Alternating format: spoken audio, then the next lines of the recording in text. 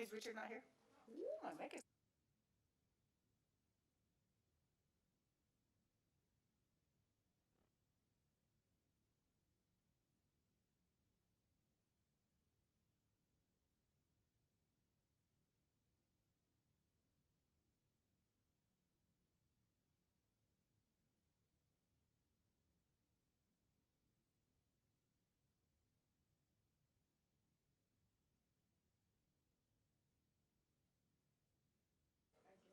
Okay, it is 5 o'clock. Welcome to the special meeting for Monday, August 28th, 2023. Did I say it wrong? No, it was me. Oh, okay. So I would like to go ahead and call the meeting to order. Could we get a voice roll call?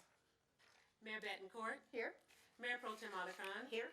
Council Members Bishop, Loa, and Olson. Here. We have a quorum. All right, I'll make a motion to excuse Mr. Loa. Okay, all in favor say aye. Aye. Anybody opposed? Okay, great. And if you could please stand for the Pledge of Allegiance and a moment of silence. Place your right hand over your heart, face the flag. Ready? Begin. I pledge allegiance to the flag of the United States of America and to the republic for which it stands, one nation, under God, indivisible, with liberty and justice for all.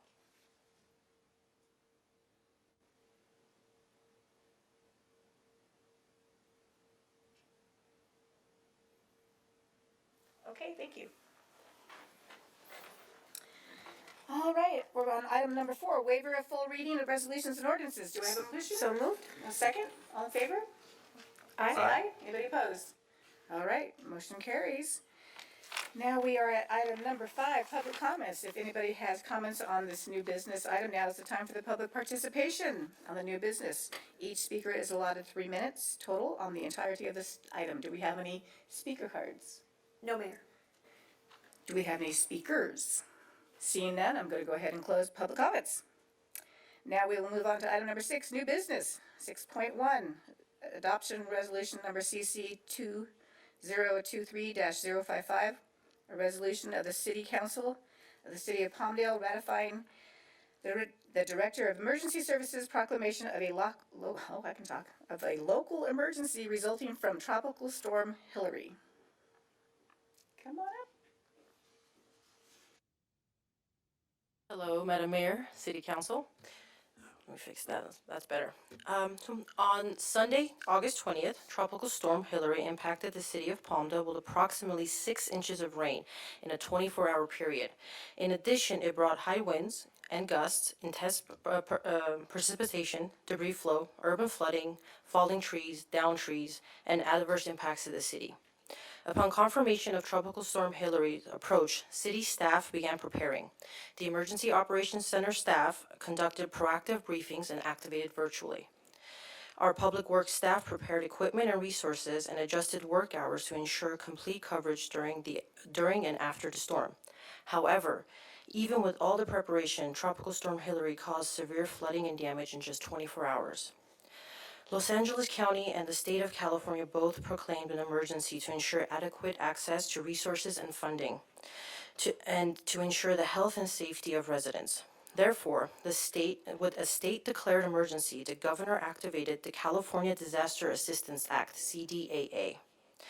The California Disaster Assistance Act authorizes the director of the California Governor's Office of Emergency Services, CalOES, to administer a disaster assistance program that provides financial assistance from the state for costs incurred by local governments due to a disaster event, funding for repairs, restoring, replacing public real properties, damaged properties by the disaster. Our initial damage estimate caused by Tropical Storm Hillary is approximately $1,200,000. These damages include city offices with ceilings and carpets having water damage, park and recreational area flooded, heavy mud and debris flow on streets and sidewalks. Therefore, staff recommends to adopt Resolution 2023-55 ratifying the Director of Emergency Services proclamation of a local emergency resulting from Tropical Storm Hillary, and authorizing city manager or their designee to negotiate and execute such contracts, agreements, applications, or documents with such other federal, state, and local agencies or other groups and organizations as are necessary to obtain emergency aid, assistance, or services to the city of Palmdale. Council, do we have any questions for Amy? I just have one question. You said that we sustained about $1.2 million in damage. Do you have any idea as to how much money we could recover by adopting this emergency resolution through FEMA or other sources? Yeah, so it's the initial rough numbers that we estimated, about 1.2. So that's not the final number, and we're still calculating those costs as staff is working on a recovery process. So taking a look at the documentation and working with state, FEMA has not officially declared this as a federally declared disaster. So it is only CDAA, which means state funding. So it can be anywhere between 75 to about 90% of our cost may be covered depending on the documentation and what we're looking at under different categories. So there's 6 different categories from A to D and E.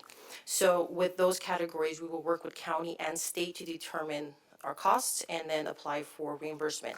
If, however, federally it does become declared, that does change the amount allocated to us. So then it would be 75% from CDA and the additional 15 would come from FEMA.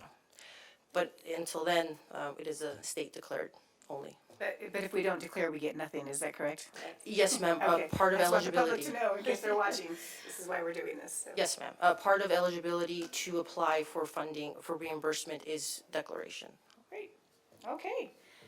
I would like to go, I'm sorry, I had a I'm quick sorry. question. Is there a cap on the funds if we discovered that there's a lot more than the initial damage than we thought? Is there a cap, like 10 million or?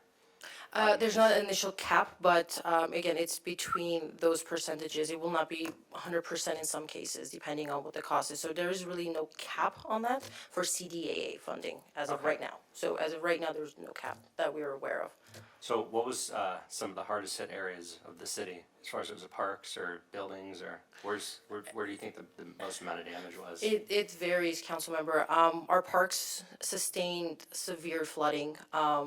We still have water damage that we have not discovered. So there's parks and different areas flooding. parks. And there's damage that I can't speak to yet. Our public works is better knowledgeable in answering that question.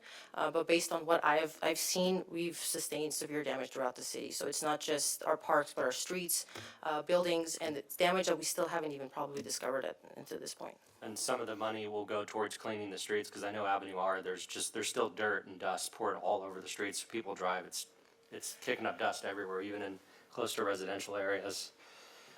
Normally, so allocations of fund, I can't speak on, but I could say that debris clearance is a priority. I do know that. And normally speaking, debris clearance is anywhere between 45 to 49% of any damage is debris clearing. So it's a big portion of it. Okay, thank you.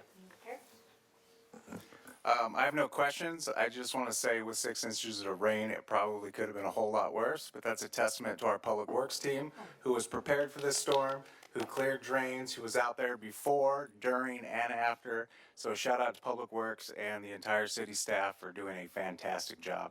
Let's give them a round of applause. Good job, you guys. And to you for your leadership in immediately activating our emergency operations in total. So thank you for your leadership. I also want to thank Victory Outreach, who opened the City Community Emergency Resource Center, provided reprieve from the storm for those who so dearly needed it. So thank you to everybody in the city team. As Councilmember Olson said, you guys did a remarkable job. If there is no further discussion, happy to move the item. Okay, and I'll second it. We're gonna go ahead and do a voice vote. All in favor, say aye. Aye. Anybody opposed? All right, seeing none, the motion passes. And with that, we're on item number 7, and that will be our adjournment. So, thank you, everybody. Have a good evening.